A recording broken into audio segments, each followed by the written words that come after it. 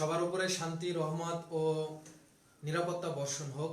আমার প্রাণপ্রিয় শিক্ষার্থীরা, আবারও একটি ক্লাস নিয়ে তোমাদের সামনে আমি হাজির হয়েছি। আশা করি তোমরা সবাই ভালো আছো এবং নিরাপদে আছো। খুবই অ্যালার্মিং নিউজ যে গতকালকে প্রায় 500 অর্থাৎ 492 জন কোভিড-19 আক্রান্ত হয়েছে আমাদের দেশে, এবং আজকে 434 জনের মতো আক্রান্ত হয়েছে। তার মানে সংখ্যাটি কিন্তু মোটামুটি ভালো, অ্যালার্মিং একটি নিউজ আমাদেরকে এখন দিচ্ছে। তার মানে আমার প্রিয় শিক্ষার্থীরা, আমাদের কিন্তু এখন বাসায় থাকতে খুবই কষ্ট হচ্ছে। আমরা জানি যে বাসায় থাকা এখন আমাদের জন্য খুবই কষ্টজনক। কারণ হলো এরকম আবদ্ধ থাকার অভ্যাস বা হ্যাবিট আমাদের নাই। আমরা কলেজে যাব, পড়াশোনা করব, খেলাধুলা করব, আদার্স কাজ করব, কিন্তু এখন কিন্তু আমাদের বলা যায় অনেকটা বন্দি জীবন। কিন্তু তারপরও এই বন্দি জীবনই এখন আমাদের জন্য সবচেয়ে ভালো, কারণ সোশ্যাল ট্রান্সমিশন অর্থাৎ এই কোভিড-19 কিন্তু এখন ট্রান্সমিশনে চলে আসছে। তাই আমাদের যেভাবেই হোক আমরা বাসায় থাকার চেষ্টা করব, কারণ আমি যাতে ভালো থাকি, আমার পরিবার যাতে ভালো থাকে, এজন্য আমার বাসায় থাকতে হবে। আর সামাজিক দায়বদ্ধতা বা শিক্ষার্থীদের প্রতি দায়বদ্ধতা থেকেই আমরা কিন্তু অনলাইন ক্লাসের ব্যবস্থা করেছি। প্রতিদিনই এখন অনলাইন ক্লাসের এখানে সুযোগ আছে। তো তোমরা এখনো যারা আমার এই আজকের ক্লাসটা শেয়ার করোনি, অবশ্যই ক্লাসটা শেয়ার করে দাও। আমি একটু কমেন্ট সেকশনে দেখি যে কারা কারা আমাদের সাথে জয়েন করেছে। MD Yasin Sheikh, Rupsa college, Khulna. ইয়াসিন, তোমাকে ধন্যবাদ আমাদের সাথে জয়েন করার জন্য। তারপর হলো তাসনিম সাবা, ধন্যবাদ তোমাকে। অনেকেই আমাদের সাথে জয়েন করেছে আমরা দেখতে পাচ্ছি। তো যারা মাত্র জয়েন করেছো তারা অবশ্যই এই ক্লাসটা তোমরা শেয়ার করে দাও তোমাদের বন্ধুদের সাথে। যারা এখনো আমাদের সাথে জয়েন হতে পারেনি বা ক্লাসটা এখনো আমাদের সাথে কানেক্টেড হতে পারেনি, তোমরা একটু এটা শেয়ার করে দাও। হ্যাঁ, একজন জিজ্ঞেস করেছে কেমন আছেন স্যার। হ্যাঁ, আমি ভালো আছি, আল্লাহ তাআলা আমাকে ভালো রাখছে এবং তোমাদের সামনে আরো একটি ক্লাস নিয়ে আমি হাজির হতে পেরেছি। এর জন্য আমি স্রষ্টার কাছে কৃতজ্ঞতা প্রকাশ করছি। আরো অনেকেই জয়েন করছে, তো তোমরা একটু কাইন্ডলি তোমাদের এই আজকের ক্লাসটা একটু শেয়ার করে দাও তোমাদের বন্ধুদের সাথে, বা তোমাদের যদি কোনো গ্রুপ থাকে, ফেসবুক গ্রুপ বা পেজ, ওখানে শেয়ার করে দাও। শেয়ার করার দ্বারা কি হবে, যেসব বন্ধুরা এখনো আমার এই ক্লাসটা কানেক্টেড হতে পারছে না, এই ক্লাসে তারা কানেক্টেড হয়ে যাবে। তো আমি একটু ফর্মালি আমি ক্লাসটা শুরু করি। শাওন জয়েন করেছে ঢাকা থেকে, ধন্যবাদ শাওন। সিয়াম আমাকে জিজ্ঞেস করছে কেমন আছেন। আসসালামু আলাইকুম। ওয়ালাইকুম আসসালাম সিয়াম, তুমি ভালো আছো আশা করি। তাহলে আমি এর আগেও এখানে একটি ক্লাস নিয়েছিলাম। আমার নাম Tanjirul Hussain Rabbi, lecturer, department of finance, banking, insurance, agricultural university college, কৃষি বিশ্ববিদ্যালয় কলেজে আমি কর্মরত আছি, যেটা বাংলাদেশ কৃষি বিশ্ববিদ্যালয় ময়মনসিংহে অবস্থিত। তো আজকে তোমাদের সামনে আমি যে অধ্যায়টা নিয়ে হাজির হয়েছি, তোমরা ইতিমধ্যে হয়তো অধ্যায়টা সম্বন্ধে জেনে গেছো যে আমাদের ফিনান্সের তৃতীয় অধ্যায়টা নিয়ে আমি আজকে আলোচনা করব তোমাদের সাথে। এটি বলা যায় খুব গুরুত্বপূর্ণ একটি অধ্যায়। তো এই অধ্যায়টার নাম টাইম ভ্যালু অফ মানি, অর্থের সময় মূল্য। খুবই মানে বলা যায় কি এই ফিনান্সের কোর বলা হয়। এই টাইম ভ্যালু অফ মানি এই অধ্যায়টিকে ফিনান্সের একটা মোস্ট ইম্পর্টেন্ট চ্যাপ্টার বলা হয়। কেন? কারণ এই চ্যাপ্টারটা আরো কয়েকটা চ্যাপ্টারের সাথে কানেক্টেড বা লিঙ্কড আছে। যেমন কস্ট অফ ক্যাপিটালের সাথে এটার কিছু রিলেভেন্স আছে। আবার সবচেয়ে বেশি জড়িত হলো তোমার টাইম, ওই যে তোমার আছে না ক্যাপিটাল বাজেটিং, মূলধন বাজেটিং, হ্যাঁ, এবং হলো তোমার ওই যে বিনিয়োগ সিদ্ধান্ত, capital budgeting and investment decision. ওই মূলধন বাজেটিং অধ্যায়ের সাথে এই অধ্যায়ের সাথে এটার অনেকটা কি আছে, কানেকশন আছে। তার মানে এই অধ্যায়টা যদি আমরা ভালো করে পড়ি, এখানে বেশ কিছু সূত্র আছে, এগুলো যদি আমরা ভালো করে পড়ি তাহলে আরো কয়েকটা অধ্যায় আমাদের ভালো করে আমরা সলভ করতে পারবো ইনশাআল্লাহ। তাহলে আমি আবার একটু দেখি যে কারা কারা এখনো আমাদের সাথে কানেক্টেড হয়েছো। আমি এখনই শুরু করে দেবো ক্লাসটা। তাই ক্লাসটা শুরু করার আগে তোমাদেরকে আবারও অনুরোধ করছি যে যারা এখনো ক্লাসটা শেয়ার করোনি তারা ক্লাসটা একটু শেয়ার করে দাও বন্ধুদের সাথে। রুহি আমাদের সাথে জয়েন করেছে, ধন্যবাদ রুহি। রেজাউল হক জয়েন করেছে, ধন্যবাদ আপনাকে। অনেকেই জয়েন করেছে। আশিকুর রহমান, কেমন আছেন স্যার? হ্যাঁ, আমি ভালো আছি, আল্লাহ তাআলা আমাদেরকে ভালো রাখছে। তো তোমরা ক্লাসটা শেয়ার করে দাও, কারণ এখনই কিন্তু আমি ক্লাসটা শুরু করে দেব। তাহলে আমি একটু ক্লাসটা শুরু করি। তো শিক্ষার্থী বন্ধুরা, এই ক্লাসটা আমি মূলত দুইটা ভাগে ভাগ করছি। ফার্স্ট যে অংশটা, সেই অংশটা আমি আজকে ইনশাল্লাহ লেকচার দেওয়ার চেষ্টা করব, এবং সেকেন্ড যে পার্ট, যেই পার্টটা আমি ইনশাল্লাহ আরেকটা ক্লাস, বা যদি দুইটা ক্লাসের সম্ভব হয় তাহলে আমি আরো দুইটা ক্লাস ইনশাল্লাহ নেব। আজকের এই ক্লাসে আমি মূলত বেসিক যে থিওরিগুলো বা বেসিক যে ধারণাগুলো, যেই ধারণাগুলো আমাদের গাণিতিক সমস্যা সমাধানে প্রয়োজন হবে, এই অধ্যায় থেকে তোমরা যদি একটু খেয়াল করো যে বিগত বছরে 2019 বা আরো প্রিভিয়াস যে বছরগুলো, এই বছরগুলোতে এই অধ্যায় থেকে কিন্তু দুইটার মতো গাণিতিক সমস্যা এসেছে, দুইটা গাণিতিক সমস্যা এসেছে, প্রায় দুইটা, অনেকগুলো বোর্ডে আসছে। তার মানে এই গাণিতিক সমস্যা সমাধানের জন্য আমাদের কিছু বেসিক জিনিস জানতে হবে। এই বেসিক জিনিসগুলোই কিন্তু আমি আজকে ইনশাল্লাহ I will try to discuss with you, তোমাদের সাথে আজকে আমি এগুলো আলোচনা করার চেষ্টা করব। এবং সূত্রর যে অঙ্কগুলো ইনশাল্লাহ সেটা আমি আরেকটা পার্টে নেক্সট উইক আমি চেষ্টা করব সেটা সমাধান করার জন্য, বা সেটা নিয়ে আমি আলোচনা করব। আজকে আমি মূল কোনো অঙ্ক করাবো না, যদি দুই একটা ছোটখাটো সূত্র, ফর্মুলা এবং অঙ্ক করানোর আমি চেষ্টা করব, কিন্তু এই বেসিকগুলো আমাদের খুব ভালো করে জানতে হবে। কারণ এই বেসিক জিনিসগুলো যদি আমরা না জানি, তাহলে অনেক সময় দেখা যায় ক এবং খ, অর্থাৎ জ্ঞান এবং অনুধাবনমূলক প্রশ্ন অ্যান্সার দেওয়ার সময় আমরা অনেক সময় সমস্যায় পড়ি। কারণ আমরা খুব অঙ্ক করি, আমরা এই অধ্যায়ে খুব অঙ্ক করি, গাণিতিক সমস্যা আমরা বেশি সমাধান করি বা বেশি আলোচনা করি।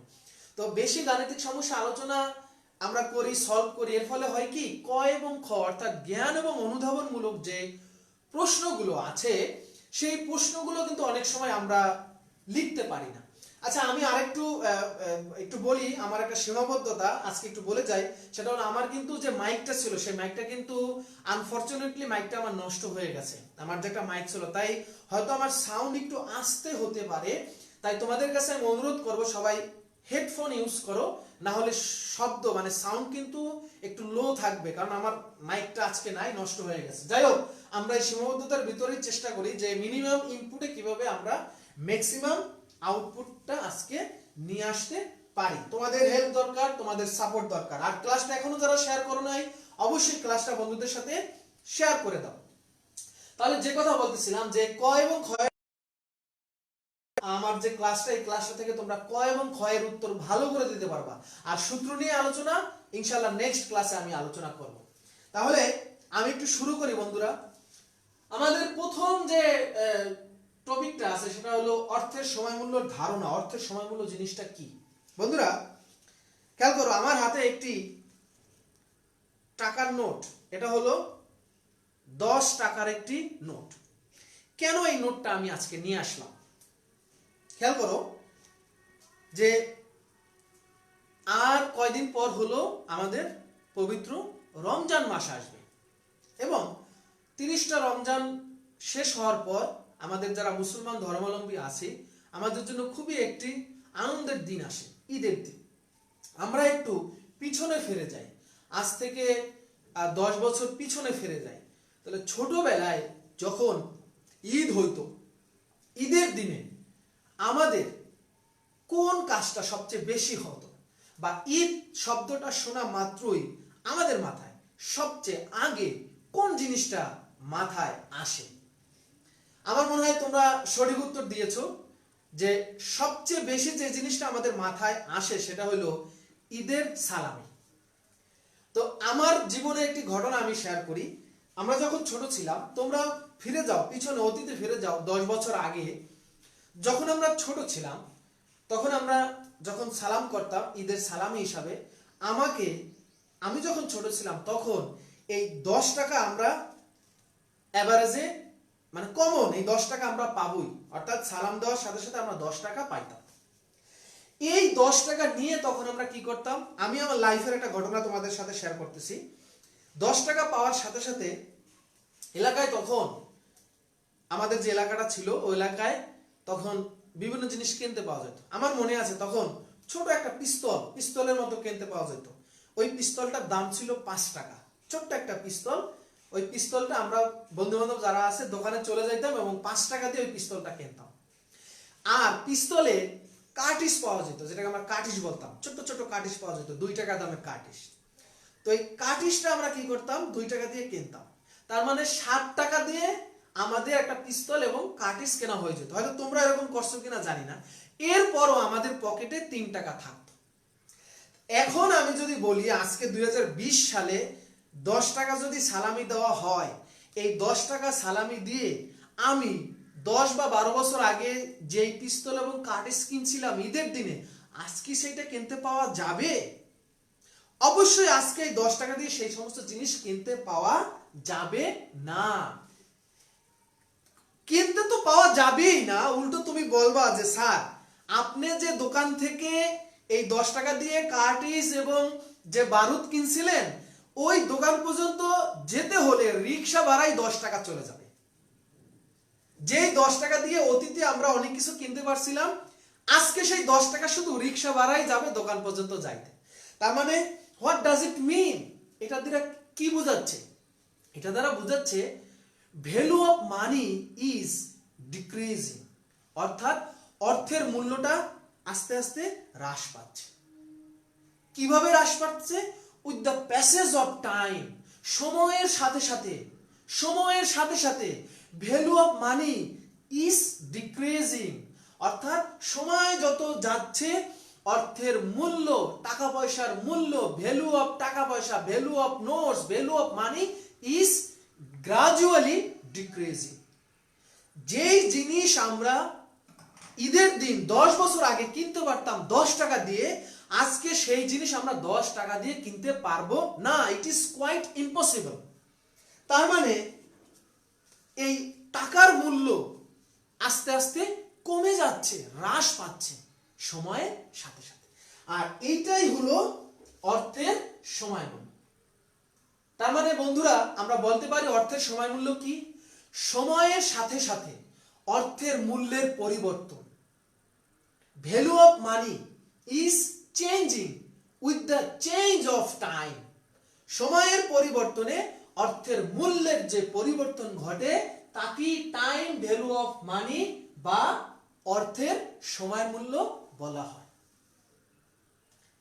খেয়াল করো, আজকে যে জিনিসটা আমি 100 টাকা দিয়ে কিনতে পারবো, in the future, in the coming future, I will not be able to purchase the same things at 100 টাকা। অর্থাৎ যে জিনিসটা আজকে আমি 100 টাকা দিয়ে কিনতে পারতেছি, after 10 years I will not be able to purchase the same product at টাকা 100। তাহলে এই যে সময় যত যাচ্ছে অর্থের মূল্য হ্রাস পাচ্ছে, অর্থের মূল্যের পরিবর্তন ঘটছে, এটাই হলো অর্থের সময় মূল্য।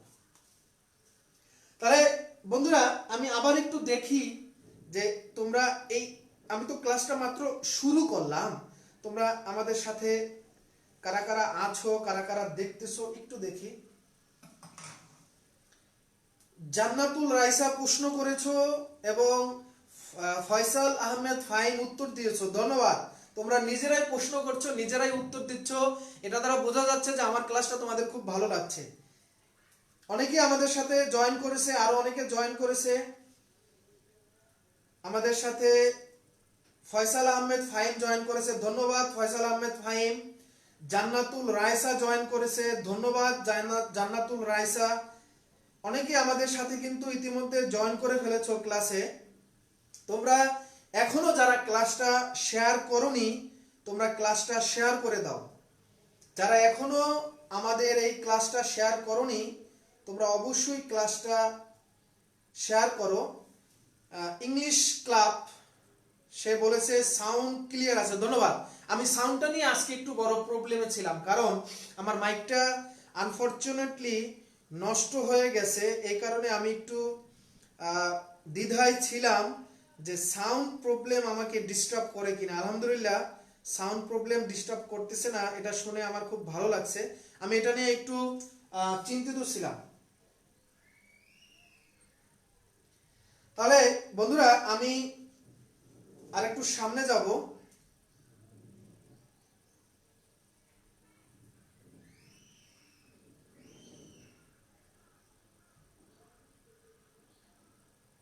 অনেকেই আমাদের সাথে জয়েন করেছে।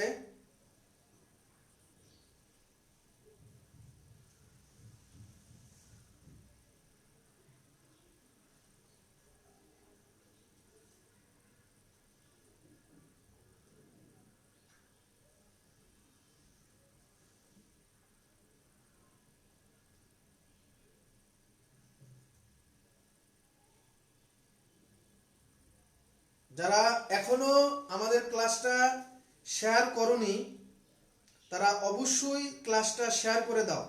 এখনো যারা ক্লাসটা শেয়ার করনি ক্লাসটা শেয়ার করে দাও। বন্ধুরা এখন আমাদের প্রশ্ন হলো যে অর্থের সময় অগ্রাধিকারের কারণ কি? কেন আমরা অর্থের এই সময়কে অর্থাৎ value of time should be preferred, অর্থাৎ এই অর্থের সময় মূল্য বা অর্থের যে সময় অগ্রাধিকার সেটা কেন আমরা গুরুত্ব দেবো? আমাদের গুরুত্ব দেওয়ার কারণ কি? কেন আমরা গুরুত্ব দেবো? এটা গুরুত্ব দিয়ে আমাদের কি হবে? অর্থের সময় অগ্রাধিকারের কারণ বা গুরুত্ব, অবশ্যই আমরা যে অর্থের সময় মূল্য, অর্থের যে একটা মূল্য আছে টাইম ভ্যালু, এটা অবশ্যই আমাদেরকে ভালো করে ইম্পর্টেন্স দিতে হবে, গুরুত্ব দিতে হবে। এর কিছু কারণ আছে। প্রথম কারণটা হলো অনিশ্চয়তা, আনসার্টেনিটি। খেয়াল করো, ভবিষ্যৎ সবসময়ের জন্য কি বন্ধুরা অনিশ্চিত। ভবিষ্যৎ কখনো কারো নিশ্চিত না। এই অনিশ্চয়তার কারণে আমরা সব সময় আজকের টাকাকে বেশি প্রেফার দেব। we have already known that the present value is more preferable, অর্থাৎ আজকের যে মূল্যটা, টাকার আজকের যে মূল্যটা, এটা সবচেয়ে বেশি গুরুত্বপূর্ণ। অর্থাৎ মানি receive today is more valuable than the money receive at the future time. Money receive 1 টাকা today is more valuable because future is uncertain, অর্থাৎ ভবিষ্যৎ অনিশ্চিত। ভবিষ্যৎ সম্বন্ধে আমরা নিশ্চিত না। যেমন এখন দেখো কি হচ্ছে, করোনা ভাইরাস। ধরো এখন যদি করোনা ভাইরাস না থাকতো আর তুমি যদি জানতা যে ভবিষ্যতে করোনা ভাইরাস হতে পারে, তাহলে তোমার ভিতরে একটা কি কাজ করতো? অনিশ্চয়তা কাজ করতো না? তার মানে তুমি ওই ভবিষ্যতের চেয়ে আজকের টাকা কি বেশি গুরুত্ব দেবে। অনিশ্চয়তার কারণে সব সময় মানুষ বর্তমানের বর্তমানের যে টাকা, আজকের 1 টাকাকে বেশি গুরুত্ব দেয়। ভোগ অগ্রাধিকার, আমরা বলেছি যে ভবিষ্যৎ আমাদের অনিশ্চিত। তার মানে ভবিষ্যৎ যেহেতু অনিশ্চিত, আমরা ভবিষ্যতের চেয়ে আজকের ভোগ অগ্রাধিকার বেশি আমরা গুরুত্ব দেব। কেন? ধরো তোমাকে বলা হলো যে তুমি কি আজকে একটা ল্যাপটপ কিনবা না 10 বছর পরে একটা ল্যাপটপ কিনবা, তাহলে তোমার মাথায় একটা প্রশ্ন আসতে পারে যে ভবিষ্যৎ তো অনিশ্চিত, ভবিষ্যতে আমার সমস্যা হতে পারে, মানুষের পঙ্গুত্ব হতে পারে, মানুষের বিভিন্ন ধরনের অ্যাক্সিডেন্ট হতে পারে। তার মানে আমি ভবিষ্যতে আমার দরকার নেই, আমার আজকেই দরকার, আজকেই আমার এই টাকাটা গ্রহণ করা উচিত। তার মানে ভোগ অগ্রাধিকার অনেকে আছে, দেখা যায়, খেয়াল করো, অনেকে ভালো খাইতে পারে, খাওয়া দাওয়া করতে পারে, কিন্তু 50 বছর পর, মানে যার বয়স 50 বছরে চলে আসছে, সে কি যুবক বয়সের মতো ভালো খাওয়া দাওয়া করতে পারবে? অবশ্যই পারবে না। আজকে আমি যদি চিন্তা করি যে আজকে আমি যে জিনিসটা কনজিউম করতে পারবো, after 10 years, after 15 years I will not be able to consume as like today. আজকের মতো আমি 20 বছর পরে একইভাবে কনজিউম করতে পারবো না। আমার রোগ হতে পারে, বিভিন্ন, যেমন ডায়াবেটিস হতে পারে, আলসার হতে পারে, বিভিন্ন ধরনের রোগ হতে পারে। ওই ভোগ অগ্রাধিকারের কারণে মানুষ আজকের টাকাকে বেশি গুরুত্ব দেয়। ইনভেস্টমেন্ট অপরচুনিটি, বিনিয়োগের সুযোগ। বিনিয়োগের সুযোগটা কি? তুমি আজকে যদি বিনিয়োগ করো তাহলে কি হবে? তোমার টাকাটা বাড়তে থাকবে। এখন তোমাকে যদি বলে যে তুমি লটারিতে 40 লাখ টাকা পাইছো, না 1 বছর পরে নেবা, you must choose today to receive this money today. আজকে তুমি টাকাটা নেওয়ার জন্য চেষ্টা করবা, কারণ তুমি জানো এই 40 লাখ টাকা তুমি যদি ব্যাংকে রাখো তাহলে 1 বছর পর টাকার পরিমাণ মুনাফা সহ বেড়ে যাবে। তার মানে বিনিয়োগের একটা সুযোগ আছে। বিনিয়োগের সুযোগের কারণে মানুষ আজকের টাকাকে বেশি গুরুত্ব দেয় ভবিষ্যতের টাকার চেয়ে। মুদ্রাস্ফীতি, ইনফ্লেশন। মুদ্রাস্ফীতি কি? মুদ্রাস্ফীতি হলো দ্রব্য মূল্যের ঊর্ধ্বগতি। মাঝে মাঝে দেখা যায় না, হঠাৎ করে পেঁয়াজের দাম বেড়ে গেছে, বিভিন্ন জিনিসের দাম হঠাৎ করে বেড়ে যায় না, এই যে দ্রব্য মূল্যের ঊর্ধ্বগতি। তোমার কাছে টাকা আছে কিন্তু দ্রব্যের প্রচুর দাম, সবার কাছে টাকা আছে কিন্তু দ্রব্যের অনেক দাম, অর্থাৎ যে পরিমাণ তোমার মানি সাপ্লাই আছে সে পরিমাণ প্রোডাক্টের সাপ্লাই নাই। এই কারণে দ্রব্যের দাম হু হু করে বেড়ে গেছে, প্রাইস হাইক আমরা যেটাকে বলি, দ্রব্যমূল্যের ঊর্ধ্বগতি। এবং এর ফলে কি হয়েছে, তোমার পারচেজিং পাওয়ার হ্রাস পাইছে, মানে তোমার অর্থের মূল্যটা হ্রাস পায়, তোমার ক্রয় ক্ষমতা হ্রাস পায়, তুমি সেরকম ইচ্ছা মতো কিনতে পারো না, মানির কোনো ভ্যালু থাকে না। এই মুদ্রাস্ফীতি সিচুয়েশন যখন হয় তখন মানুষের টাকা থাকলেও সেই টাকার অত দাম থাকে না, কারণ সে তার ইচ্ছা মতো জিনিস কিনতে পারে না। যেমন জিম্বাবুয়ের ক্ষেত্রে দেখো আজকে ইনফ্লেশন হচ্ছে, প্রচুর বস্তা ভরে ভরে তারা টাকা নিয়ে যাচ্ছে, কিন্তু পলিথিনের মতো ছোট ছোট ইসে তারা টাকা নিয়ে আসতে, খাবার নিয়ে আসতেছে। অনেক হিউজ পরিমাণ মানি নিয়ে যাচ্ছে কিন্তু খাবার নিয়ে আসতেছে অল্প পরিমাণ। ওইসব দেশে টাকার কোনো মূল্য নাই, অর্থাৎ ওইসব দেশে মুদ্রাস্ফীতি চলতেছে।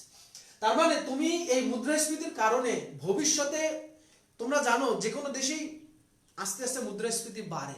এই মুদ্রাস্ফীতির কারণে সবাই আমরা চেষ্টা করি যে বর্তমান টাকাকে বেশি প্রেফার করা, আজকের টাকাকে আমরা বেশি প্রেফার করি। তার মানে এই অর্থের সময় মূল্য, বন্ধুরা খেয়াল করো, এই অর্থের সময় মূল্য ধারণা আমাদের কেন দরকার জানা, তারপর অর্থের সময় প্রিফারেন্স, অগ্রাধিকার আমরা কেন দেব, এই সমস্ত কারণে আমরা বলবো যে অর্থের সময় মূল্যের একটা গুরুত্ব আছে। আজকের টাকা সবচেয়ে বেশি মূল্যবান ভবিষ্যতের টাকার চেয়ে। এখন আমরা দেখব সময় রেখা। বন্ধুরা খেয়াল করো, অর্থের সময় মূল্য নির্ধারণের সবচেয়ে গুরুত্বপূর্ণ যে বিষয়টি সেটা হলো সময়। অর্থের সময় মূল্যের ক্ষেত্রে সবচেয়ে গুরুত্বপূর্ণ বিষয় হলো সময়। আমাদের এই দুইটা টপিক হয়ে গেছে, এখন আমরা এই টপিকে আসি। সময়, সময়টা খুব বেশি গুরুত্বপূর্ণ, কারণ অর্থের সময় মূল্যের ক্ষেত্রে দুটা টাইম আমাদের মাথায় আসে, একটা হলো প্রেজেন্ট ভ্যালু, আজকের মূল্য, আর একটা হলো ফিউচার ভ্যালু, ভবিষ্যৎ মূল্য। তো সময়ের এই বর্তমান ও ভবিষ্যৎ অবস্থা যে রেখার মাধ্যমে দেখানো হয় তাকেই সময় রেখা বলা হয়। যেমন এখানে আমি একটা সময় রেখা আঁকছি, দেখো একটা হলো জিরো, মানে যেখানে তুমি শুরু করলা, ইয়ার 1, ইয়ার 2, ইয়ার 3, ইয়ার 4, ইয়ার 5। ধরো you invest some money today in bank, so after 5 years you expect to get a lump sum of money and that money will be called future value. আর তুমি যে আজকে যে মানিটা ইনভেস্ট করছো সেটাকে আমরা বলবো প্রেজেন্ট ভ্যালু। তাহলে এই সময়কে, সময়ের দেখো বর্তমান মূল্য এবং ভবিষ্যৎ মূল্য আমরা যে রেখার মাধ্যমে দেখাইছি, এই রেখা কি বলা হয়, অর্থের সময় রেখা। বা এই জিনিসটা আমাদের এই জন্য জানা দরকার যে সময় রেখা যদি আমরা না জানি তাহলে কিন্তু বর্তমান মূল্য এবং ভবিষ্যৎ মূল্যের ভিতরে যে রিলেশন, সেই রিলেশনটা আমরা রিয়েলাইজ করতে পারবো না। এখন আমাদের জানতে হবে যে বর্তমান মূল্য কাকে বলে। হ্যাঁ, বর্তমান মূল্যটা কি, কারণ এখানে আমাদের দুটো জিনিস জানতে হবে, একটা হলো বর্তমান মূল্য, বর্তমান মূল্য, আর একটা হলো ভবিষ্যৎ মূল্য। বর্তমান মূল্য যাকে আমরা বলি প্রেজেন্ট ভ্যালু, বর্তমান মূল্যকে আমরা কি বলি, প্রেজেন্ট ভ্যালু। প্রেজেন্ট ভ্যালু অর্থাৎ টুডেজ ভ্যালু অফ মানি, আমার কাছে আজকে টাকা আছে, এটাই হলো আমার আজকের প্রেজেন্ট ভ্যালু। অর্থাৎ ভবিষ্যতে প্রাপ্য টাকার আজকের মূল্যকে বর্তমান মূল্য বলে। ভবিষ্যতে যে টাকাটা তুমি পাবে সেটা আজকের মূল্যকে বলা হয় বর্তমান মূল্য। যেমন তোমাকে ব্যাংক অফার করলো যে 10 বছর পর আমরা আপনাকে 1 লাখ টাকা দেব, এই জন্য আপনাকে আজকে আমাদের ব্যাংকে 60,000 টাকা রাখতে হবে। তাহলে এই যে ভবিষ্যতে যে টাকাটা পাবা সেই টাকার আজকের জন্য তোমাকে কত রাখতে হচ্ছে, 60,000 টাকা। এই টাকাকেই বলা হয় বর্তমান। অথবা আমরা বলতে পারি বর্তমান মূল্য হলো সুদের হারে বাট্টাকৃত ভবিষ্যৎ অর্থের চলতি মূল্য। সুদের হারে বাট্টাকৃত ভবিষ্যৎ অর্থের চলতি মূল্য। তো এখানে একটা জিনিস মনে রাখতে হবে, discounting, discounting discounting. Discounting discounting শব্দটার অর্থ হলো বাট্টাকরণ, অর্থাৎ the process by which we get present value is called discounting। মানে এই ডিসকাউন্টিং এর বাংলা হলো বাট্টাকরণ। বর্তমান মূল্য যে প্রক্রিয়ায় নির্ণয় করা হয় সেই প্রসেস বা প্রক্রিয়াকে বলা হয় বাট্টাকরণ বা ডিসকাউন্টিং। তাহলে বর্তমান মূল্য বের করার উপায় হলো বাট্টাকরণ, বা ভবিষ্যৎ মূল্যকে বাট্টা করে আজকে যে মূল্যটা আমরা পাই তাকেই বলা হয় বর্তমান মূল্য। শিক্ষার্থী বন্ধুরা, এখন আমরা দেখব ভবিষ্যৎ মূল্য। ভবিষ্যৎ মূল্যকে বলা হয় ফিউচার ভ্যালু। ভবিষ্যৎ মূল্যকে বলা হয় ফিউচার ভ্যালু। এটার আরো একটা নাম আছে terminal value, TV. Terminal value মানে প্রান্তীয় মূল্য বা শেষ মূল্য, ভবিষ্যৎ মূল্য, যেটাকে এফবি নামেও বলা হয়, আবার যেটাকে টিভি নামেও বলা হতে পারে। এখন এই ভবিষ্যৎ মূল্য দেখো, আমরা এই যে সময় রেখায় কিন্তু দেখাইছি, এটা কিন্তু ভবিষ্যৎ মূল্য আর এটা হলো বর্তমান মূল্য। তাহলে ভবিষ্যৎ মূল্যকে যদি আমরা ডিফাইন করতে চাই তাহলে কিভাবে ডিফাইন করব? বর্তমানে বিনিয়োগকৃত অর্থ থেকে ভবিষ্যতে যে অর্থ পাওয়া যাবে তাকে ভবিষ্যৎ মূল্য বলা হবে। যেমন একটু আগে কিন্তু আমি একটা উদাহরণ দিয়েছিলাম, না, যে একটা ব্যাংক তোমাকে অফার করেছে যে ব্যাংক তোমাকে 1 লাখ টাকা দেবে। কখন দেবে? 10 বছর পর। এই জন্য তোমাকে আজকে কয় টাকা রাখতে হবে? 60,000 টাকা। তাহলে আজকে তুমি ইনভেস্ট করছো 60,000 টাকা, এটা হলো তোমার বর্তমান মূল্য। আর এইটাই ভবিষ্যতে তুমি কত পাবে? 1 লাখ টাকা। তাহলে এইটাই হলো কি? ভবিষ্যৎ মূল্য। তার মানে আজকে নির্ধারিত টাকা নির্দিষ্ট সুদের হারে কোথাও বিনিয়োগ করা হলে নির্দিষ্ট সময় পরে তা বেড়ে যে পরিমাণ টাকা হবে ওই পরিমাণ টাকা কি আমরা বলবো কি? ভবিষ্যৎ মূল্য। এখন এই ভবিষ্যৎ মূল্যের সাথেও একটা কথা জড়িত আছে যাকে আমরা বলি compounding.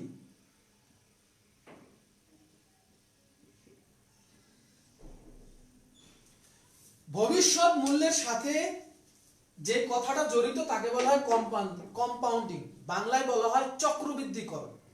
The process by which we get future value is called compounding. The process by which we get future value is called compounding. অর্থাৎ ভবিষ্যৎ মূল্য বের করার যে প্রক্রিয়া সেই প্রক্রিয়াকেই বলা হয় চক্রবৃদ্ধিকরণ। তাহলে আমরা বর্তমান মূল্যের সাথে জানলাম ডিসকাউন্টিং জড়িত, আর ভবিষ্যৎ মূল্যের সাথে জড়িত কম্পাউন্ডিং। অনেক সময় এখান থেকে ক বা খ অনুধাবন বা জ্ঞানমূলকে প্রশ্ন আসতে পারে যে বর্তমান মূল্য থেকে ভবিষ্যৎ মূল্য পৃথক করো, তখন কিন্তু তোমরা এগুলো এর সাথে অ্যাটাচ করে দিতে পারো। এখন আমরা দেখব চক্রবৃদ্ধি সুদ এবং সরল সুদ। চক্রবৃদ্ধি হলো কম্পাউন্ডিং প্রসেস, যেটা চক্রাকারে বাড়তে থাকে। আর সরল সুদ হলো নির্দিষ্ট, অর্থাৎ নির্দিষ্ট পরিমাণ টাকার উপরে, অর্থাৎ আসল টাকার উপরে তুমি যে টাকা ইনভেস্ট করছো, ব্যাংকে যে টাকা ইনভেস্ট করছো বা যে টাকা তুমি বিনিয়োগ করবা, ওই মূল টাকার উপরে, আসল টাকার উপরে যদি সুদ ফিক্সড হারে থাকে, সুদের যে পার্সেন্ট সেই পার্সেন্টটা যদি ফিক্সড হারে থাকে, এটা প্রতি বছরই ফিক্সড থাকবে, এমন হলে সেখানে সেটাকে আমরা বলি সিম্পল ইন্টারেস্ট বা সরল সুদ। তার মানে সরল সুদ হলো যখন শুধু আসল টাকার উপরে সুদ প্রদান করা হয় তখন তাকে সরল সুদ বলে। এবং সরল সুদ নির্ণয় করার সূত্র হলো PIN। তোমরা মাথায় রাখবা পিন, যেমন পিন নাম্বার আমরা পড়ছি না, পিন নাম্বার পড়ছি না, পিন, সেই পিন। এখানে পি হলো প্রিন্সিপাল অ্যামাউন্ট, মানে হলো আসল টাকা। আই মানে হলো বাট্টার হার বা সুদের হার। আর এন মানে হলো বছর বা সময়। এবং এই যে সূত্রটা, এই সূত্রটা কিন্তু তোমরা ইতিমধ্যে দেখে এসেছো ক্লাস 8-9 কিন্তু এই চক্রবৃদ্ধি সুদ বা এই ধরনের অঙ্ক কিন্তু তোমাদের ক্লাস 8 না 8 এ সম্ভবত 7-8 কিন্তু ক্লাস 7 বা ক্লাস 8 এই ধরনের অঙ্ক আছে, সরল সুদের অঙ্ক, যেখানে সুদটা সিম্পল ভাবে ধরা হয়, প্রতি বছর ফিক্স। এখানে পি হলো আসল টাকা, আই হলো সুদের হার, এন হলো বছর। কোন কোন বইতে হয়তো অন্যভাবে সূত্রটা লেখা আছে, যেমন পি সি আর, অথবা কোন কোন বইতে হয়তো লেখা আছে পি এন সি, বা বিভিন্ন নামে হয়তো থাকতে পারে, কিন্তু মোরাললেস জিনিসটা সেম। এটা হলো সরল সুদের সূত্র। এখন হলো চক্রবৃদ্ধি সুদটা কি? চক্রবৃদ্ধি সুদ মানে হলো যখন এই সুদ শুধু আসল টাকার উপরে না, সুদ শুধু আসল টাকার উপরে ধরা হবে না, সুদ ধরা হবে বর্ধিত আসল টাকার উপরে। মানে যখন শুধু আসল টাকার উপরে সুদ প্রদান না করে সুদের উপরও যখন সুদ প্রদান করা হয়, তাকে চক্রবৃদ্ধি সুদ বলা হয়। অর্থাৎ সুদের উপরেও সুদ ক্যালকুলেট করা হবে, অর্থাৎ নির্দিষ্ট সময় শেষে অর্জিত সুদ আসলের সাথে যুক্ত হয়, তখন তাকে আমরা বলি সুদ আসল। যেমন প্রথম বছরে তুমি যে ইনভেস্ট করলা, ওই ইনভেস্টের উপরে একটা সুদ আসবে, ওই সুদটা আসলের সাথে যুক্ত হবে, যেটাকে আমরা বলি সুদ আসল। এই সুদ আসলের উপরেও আবার সুদ ধরা হয়, এটাকে বলা হয় কি? চক্রবৃদ্ধি সুদ। তার মানে বর্ধিত আসল, শুধুমাত্র আসল টাকার উপরে সুদ প্রদান না করে সুদের উপরে যখন সুদ প্রদান করা হয়, তাকে চক্রবৃদ্ধি সুদ বলে। অর্থাৎ নির্দিষ্ট সময় শেষে অর্জিত সুদ আসলের সাথে কি হবে? যুক্ত হয়ে প্রাপ্ত আসলের উপরে যে সুদ নির্ণয় করা হয়, তাকে চক্রবৃদ্ধি সুদ বলা হয়। আর এটা হলো সরল সুদ, যখন সব সেম থাকে। এখন এই সরল সুদটা সাধারণত কি কি ক্ষেত্রে ধরা হয়, এই জিনিসটা আমাদের মাথায় রাখতে হবে।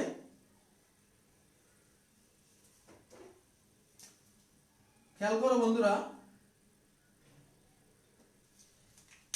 এই সরল সুদটা সাধারণত ধরা হয় সঞ্চয়পত্রের ক্ষেত্রে, অথবা পোস্ট অফিসে ইনভেস্টকৃত বিনিয়োগে, পোস্ট ডাকঘর সঞ্চয়পত্র বা নরমালি সরকারি যে সঞ্চয়পত্র, এটার উপরই বেসিক্যালি তোমার এই সরল সুদটা ধরা হয়।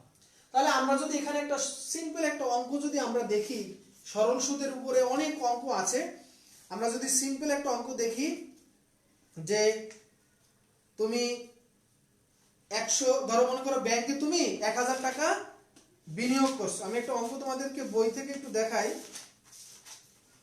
অনেক অঙ্ক এখান থেকে আছে, তো এটা খুব একটা কঠিন না, আমরা পারবো। ধরো ব্যাংকে তুমি 1000 টাকা জমা রাখছো 5 বছরের জন্য।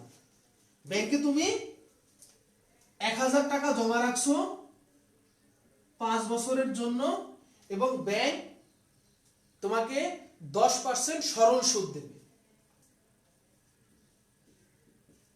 আবার খেয়াল করো, ব্যাংকে তুমি 1000 টাকা জমা রাখছো 5 বছরের জন্য, ব্যাংক তোমাকে 10% সুদ দেবে।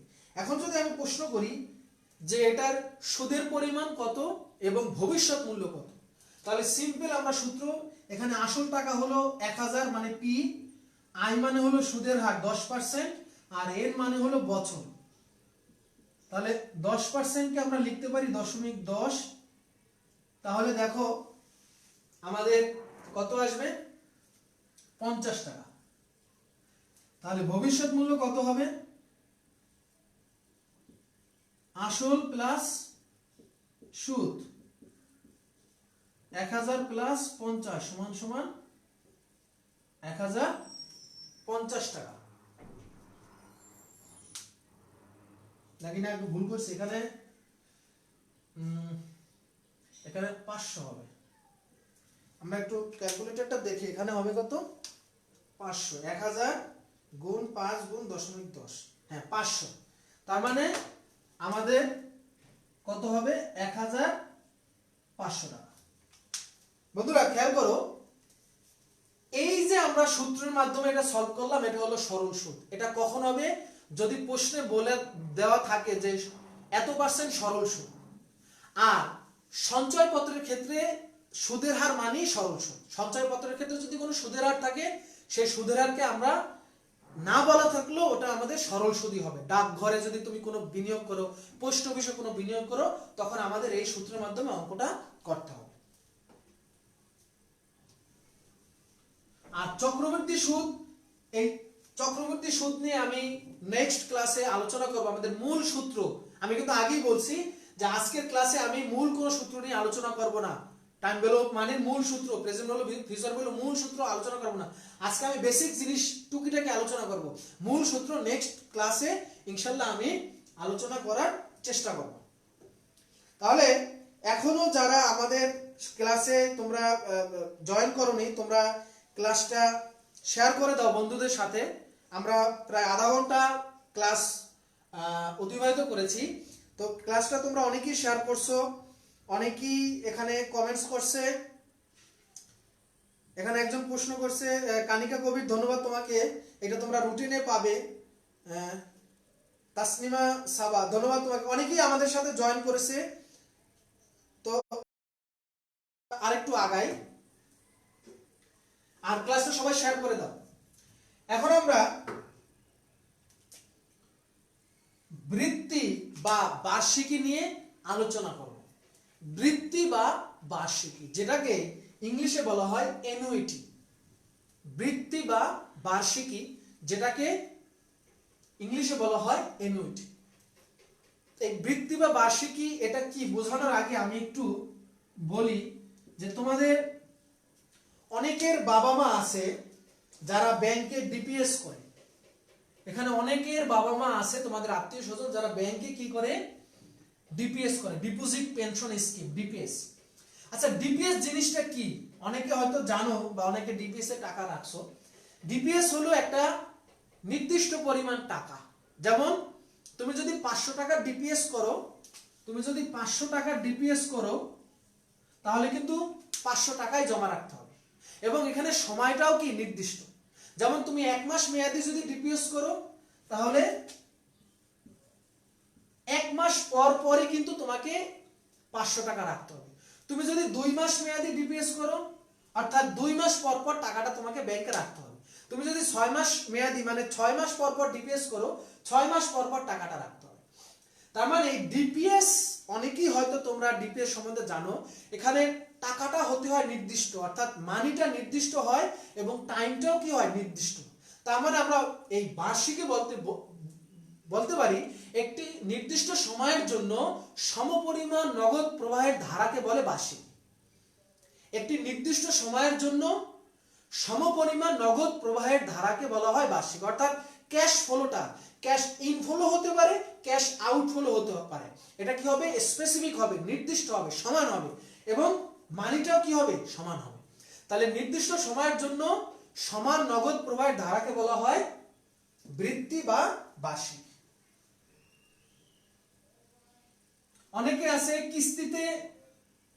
কিস্তিতে টাকা নেয়, কিস্তিতে অনেকে আছে, দেখা যায় সমিতিতে কিস্তি করে বা বিভিন্ন লোন প্রদান করে, এরকম সমিতি থেকে কিস্তিতে টাকা নেয়। এই কিস্তি জিনিসটাও কিন্তু সমান। তুমি যদি কিস্তি প্রদান করো 10 টাকা, তোমাকে কিন্তু 10 টাকা করে দিতে হবে। তুমি যদি 2 মাস মেয়াদি 500 টাকার কিস্তি করো, 500 টাকা দিতে হবে 2 মাস পর পর। তুমি যদি 3 মাস মেয়াদি 1000 টাকার কিস্তি করো, 3 মাস পর পরই 1000 টাকা দিতে হবে। তার মানে বৃত্তি বা বার্ষিকীর সাথে কিস্তি শব্দটা জড়িত। এটা আমি যখন সূত্র মাধ্যমে অঙ্ক করাবো তখন বুঝতে পারবো। এখন এই বার্ষিকী আবার 2 ধরনের, একটা হলো সাধারণ বার্ষিকী, আর একটা হলো বকেয়া বা অগ্রিম বার্ষিকী। এই মূল 2 ধরনের বার্ষিকী সাধারণত আমরা দেখে থাকি। একটা হলো সাধারণ বার্ষিকী, আর একটা হলো বকেয়া বা অগ্রিম বার্ষিকী। এই 2 ধরনের বার্ষিকী সাধারণত আমাদের এই বার্ষিকীর ভিতরে থাকে। এখন বন্ধুরা খেয়াল করো, সাধারণ বার্ষিকী, আমি যে কিস্তিটা বললাম, সাধারণ বার্ষিকীর ক্ষেত্রে এই কিস্তিটা সাধারণত শেষে থাকে, প্রতি মাসের শেষে, প্রতি বছরের শেষে, এরকম। আর বকেয়া বা অগ্রিম বার্ষিকীর ক্ষেত্রে কিস্তিটা শুরুতে থাকে। সাধারণ বার্ষিকীর ক্ষেত্রে কিস্তিটা কি থাকে? শেষে। আর বকেয়া বার্ষিকীর ক্ষেত্রে কিস্তিটা সাধারণত কি থাকে? শুরুতে। সাধারণ বার্ষিকী মানে হলো, সমস্যা কি?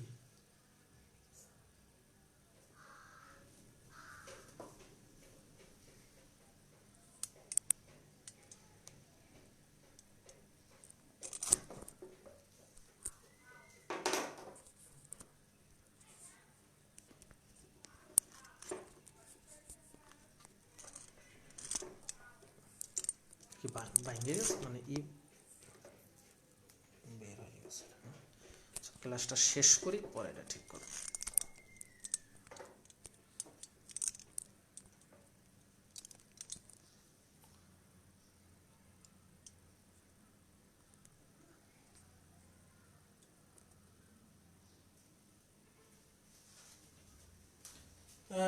একটু ডিস্টার্ব করার জন্য আমি দুঃখিত। মোবাইলটা একটু সমস্যা হয়েছে, একটু ডিস্টার্ব হয়ে গেল, আমি আসলে দুঃখিত। যাই হোক, ক্লাসটা শেষ করি আমরা। তাহলে কি বললাম? সাধারণ বার্ষিকী। সাধারণ বার্ষিকী মানে হলো এখানে সমপরিমাণ নগদ অর্থ নির্দিষ্ট সময়ে শেষে প্রাপ্তি বা প্রদানকে বোঝাবে। আর বকেয়া বা অগ্রিম বার্ষিকী হলো সমপরিমাণ নগদ অর্থ নির্দিষ্ট সময়ের শুরুতে প্রাপ্তি বা প্রদানকে বোঝাবে। সাধারণ বার্ষিকীর ক্ষেত্রে হলো কিস্তিটা হলো শেষে, আর বকেয়া বা অগ্রিম বার্ষিকীর ক্ষেত্রে কিস্তিটা হবে কি শুরুতে। হ্যাঁ, এখন বন্ধুরা খেয়াল করো, এই কিস্তি শেষে থাকলে সাধারণ বার্ষিকী, কিস্তি শুরুতে থাকলে বকেয়া বার্ষিকী, এটা মনে রাখার জন্য একটা টেকনিক আছে, যে টেকনিকটা আমি যখন সূত্র পড়াবো ওই সূত্রের সময় তোমাদেরকে শিখিয়ে দেব।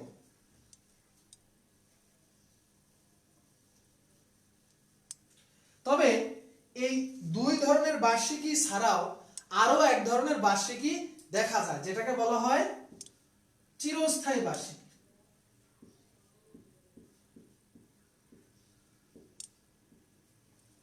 এই দুই ধরনের বার্ষিকী ছাড়াও আরো এক ধরনের বার্ষিকী দেখা যায়, যেটাকে বলা হয় কি চিরস্থায়ী বার্ষিকী। চিরস্থায়ী বার্ষিকী হলো এখানে নির্দিষ্ট কোনো মেয়াদ থাকবে না, অসীম অসীম মেয়াদের জন্য, তখন এই বার্ষিকীকে আমরা কি বলবো? চিরস্থায়ী বার্ষিকী। তো আমার মোবাইলটা একটু সমস্যা হচ্ছে, আমি একটু দেখি যে কোনো প্রবলেম হচ্ছে কিনা।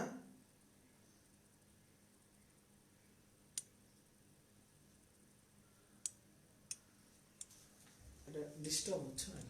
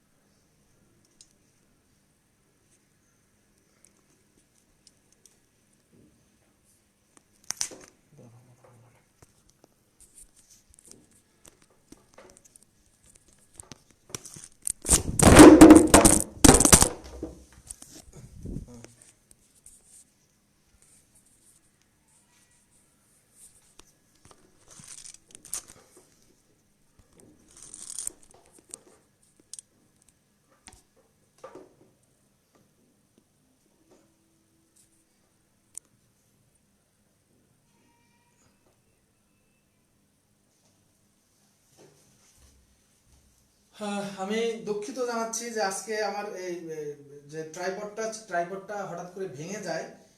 আমি আন্তরিকভাবে দুঃখ প্রকাশ করতেছি।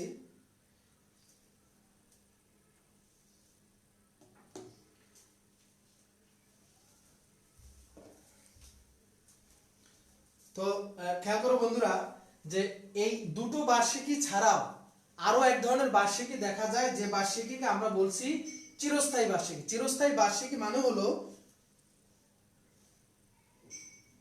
যখন নির্দিষ্ট কোনো সময় থাকে না, অসীম সময়ের জন্য এই বার্ষিকী হবে।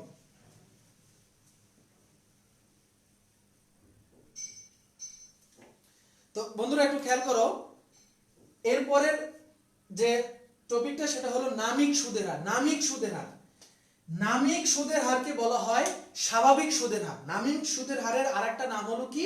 স্বাভাবিক সুদের হার।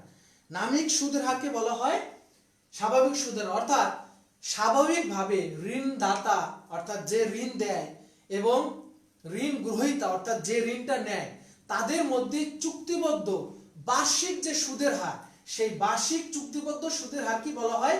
নামিক সুদের হার। নামিক সুদের হারটা হলো স্বাভাবিক সুদের হার। অর্থাৎ এখানে আলাদা কোনো শর্ত কন্ডিশন থাকে না, চুক্তিবদ্ধ বার্ষিক সুদের হার।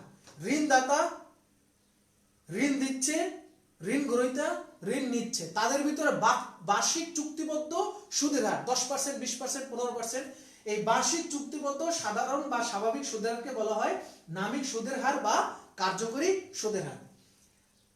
নামিক সুদের হার। আর এখন আমরা করব কার্যকরী সুদের হার। কার্যকরী সুদের হারটা মানে হলো প্রকৃত সুদের হার। এবং এখান থেকে কিন্তু পরীক্ষায় প্রশ্ন আসবে, বিশেষ করে গ নাম্বার প্রশ্ন এখান থেকে আসতে পারে। এছাড়া এখান থেকে অনুধাবনমূলক প্রশ্ন আসতে পারে যে কার্যকরী সুদের হার কাকে বলে।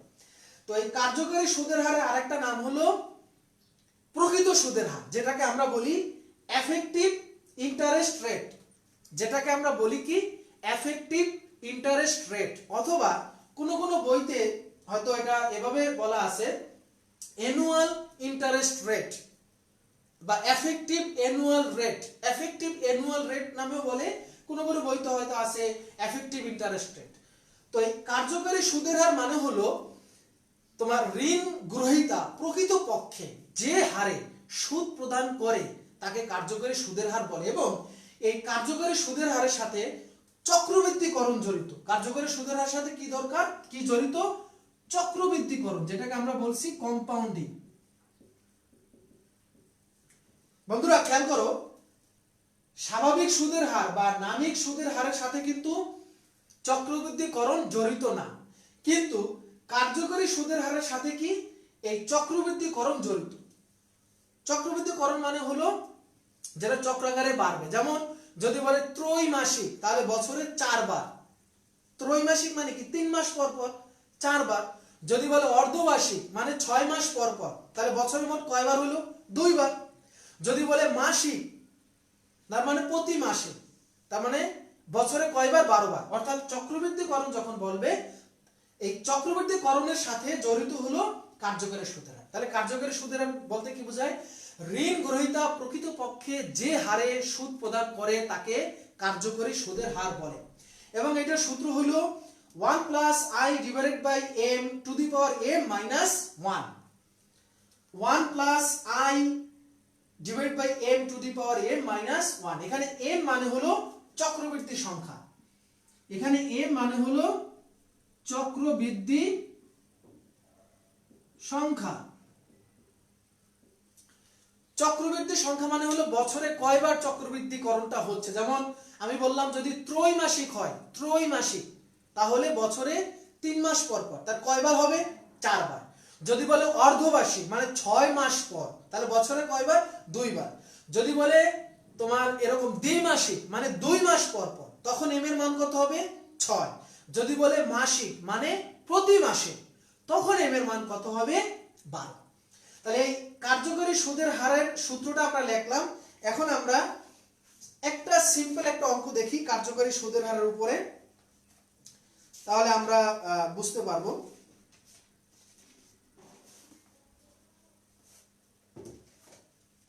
আমরা একটা সিম্পল একটা অঙ্ক দেখি, কার্যকরী সুদের হারে একটা সিম্পল অঙ্ক দেখি। ধরো একজন ব্যাংকে 10,000 টাকা জমা রাখছে 10 বছরের জন্য। কোন এক ব্যক্তি ব্যাংকে 10,000 টাকা জমা রাখছে 10 বছরের জন্য। সুদের হার যেটা দেওয়া আছে ধরো 12%, কিন্তু সুদটা ত্রৈমাসিক ভিত্তিতে প্রদান করা হয়। ত্রৈমাসিক ভিত্তিতে প্রদান করা হয়। তাহলে প্রকৃত সুদের হার কত? প্রকৃত সুদের হার কত? আবারও বলতেছি, ধরো একজন ব্যক্তি ব্যাংকে 10,000 টাকা জমা রাখছে 10 বছরের জন্য, সুদের হার মানে এটা হলো স্বাভাবিক সুদের হার, এই 12% এটা হলো নামিক সুদের হার, কিন্তু সুদটা ব্যাংক কিভাবে প্রদান করে? ত্রৈমাসিক ভিত্তিতে। এখন ত্রৈমাসিক বলার সাথে সাথে কিন্তু একটা চক্রবৃদ্ধিকরণ সংখ্যা চলে আসে। ত্রৈমাসিক মানে বছরে কয়বার? 4 বার। তাহলে এখন যদি আমরা সলভ করি, m এর মান 4, তাহলে এটা যদি আমরা সলভ করি,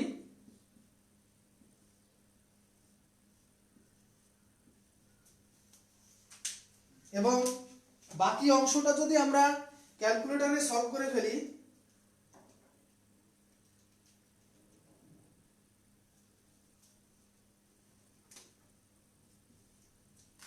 বাকি অংশটা যদি আমরা ক্যালকুলেটরে সলভ করি তাহলে আমাদের রেজাল্ট আসবে 12.55%। 12.55%। আচ্ছা, আর একটা বিষয় তোমরা একটু খেয়াল করবা, এই যে বিশেষ করে ক্যালকুলেটরে আমাদেরকে নরমাল মোডে এনে রাখতে হবে। অনেক সময় এই কার্যকরী সুদের মান tan ইনভার্সের মান চলে আসে, তো এই ক্ষেত্রে আমাদের এই ক্যালকুলেটরটাকে কি করতে হবে? নরমাল মোডের জন্য আমাদের মোট যদি 3 বার বা 5 বার, কোন ক্যালকুলেটরে 3 বার, কোন ক্যালকুলেটরে 5 বার, তাহলে একটা লেখা আসবে নরমালের যে এটা, তাহলে ওখানে নরমালের যে চিহ্নটা, যে সংখ্যা দেওয়া থাকবে, ধরো 3 আছে, 3 দিলাম, পরে 2 1, হ্যাঁ এভাবে দিলাম, তাহলে আমাদের ক্যালকুলেটরটা নরমাল মোডে আসবে। এভাবে নরমাল মোডে না নিলে অনেক সময় কিন্তু এই মানটা সঠিক আসে না। তাহলে এভাবে আমরা কার্যকরী সুদের হার বের করলাম। হ্যাঁ, এভাবে আমরা এখান থেকে অনেক সময় প্রশ্ন আসে পরীক্ষায়। তাহলে এখন আমরা দেখব বিধি 72 ও বিধি 69।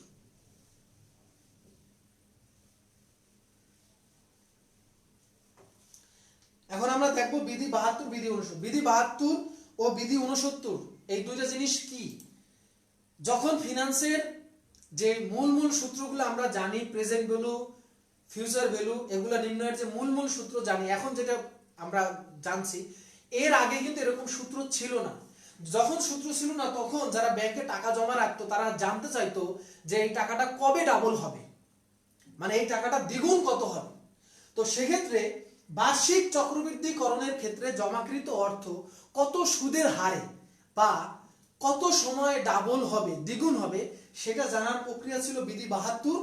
এবং অর্ধবার্ষিক চক্রবৃদ্ধিকরণের ক্ষেত্রে বিনিয়োগকৃত অর্থ কত সুদের হারে বা কত সময়ে ডাবল হবে সেটা জানার উপায় ছিল বিধি 69। বিধি 72 হলো বার্ষিক চক্রবৃদ্ধিকরণের ক্ষেত্রে, আর বিধি 69 হলো অর্ধবার্ষিক চক্রবৃদ্ধিকরণের ক্ষেত্রে টাকাটা কত সুদের হারে বা কত সময় ডাবল হবে। তো এখানে এই বিধি 72টা বের করার ক্ষেত্রে আমরা যদি বিধি 72 এর ক্ষেত্রে সুদের হার জানতে চাই যে কত সুদের হারে বিধি 72 এর মাধ্যমে আমরা টাকাটা ডাবল এটা জানতে পারবো, সেক্ষেত্রে সূত্র ছিল 72 ভাগ সময়।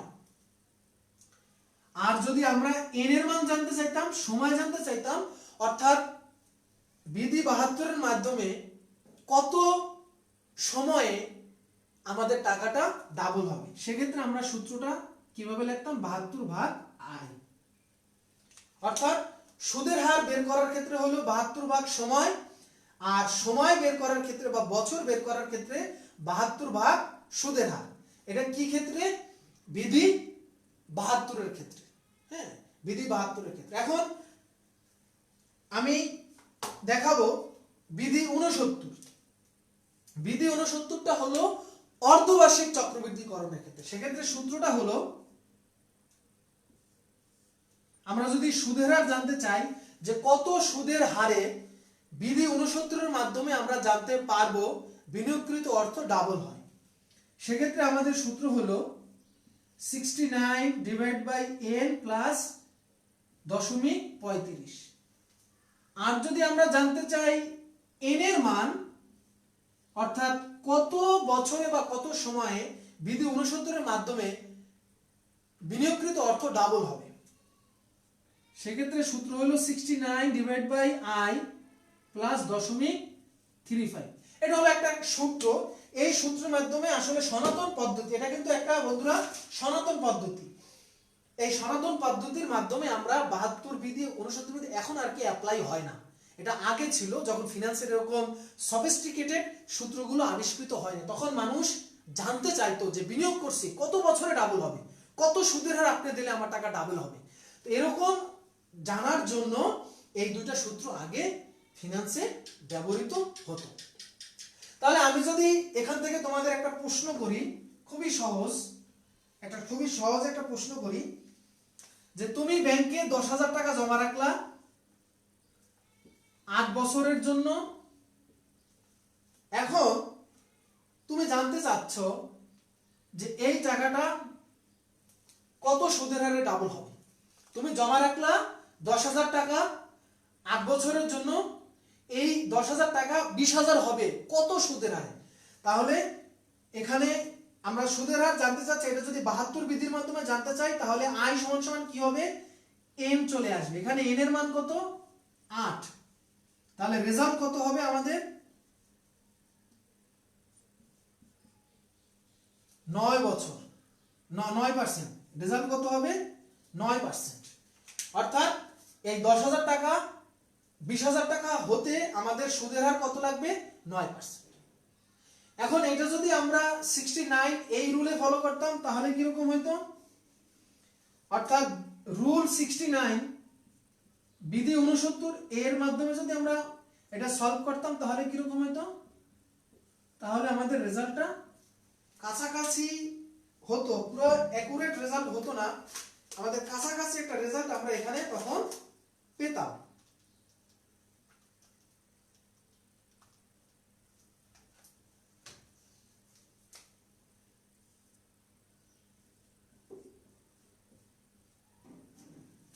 আট 8.975% বা 8.98% লেখা আছে। তাহলে দেখো এই দুটো রেজাল্ট কিন্তু কাছাকাছি আসছে, একুরেট রেজাল্ট আসে নাই।